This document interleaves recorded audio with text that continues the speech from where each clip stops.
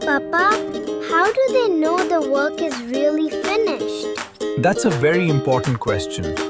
In Scrum, finished work has a special meaning. Welcome to Concept Playground, where complex ideas are playfully explained. Imagine our sweet shop again. Some sweets are half-made, some looks ready but can't be sold, some are completely ready for customers. Only one of these is truly done.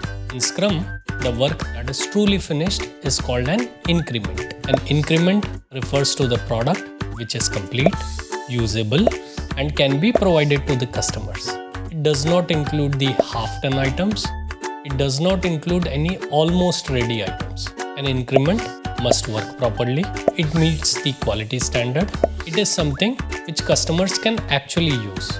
If it can't be used, it is not an increment yet. In our sweet shop example, the sweets which are still cooking is not yet done. The sweets without packaging is not yet done. Sweets which are ready to be delivered is the one which is done. These ready to sell sweets are called increment. Without clear increment, team thinks they have completed the work, but it is still not done. Problems are identified at a very later stage and a lot of customers get disappointed. Increments keep work honest and real.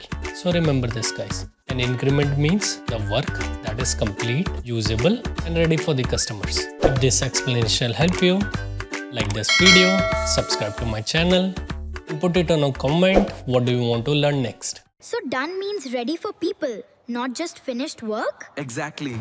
Thank you, Papa.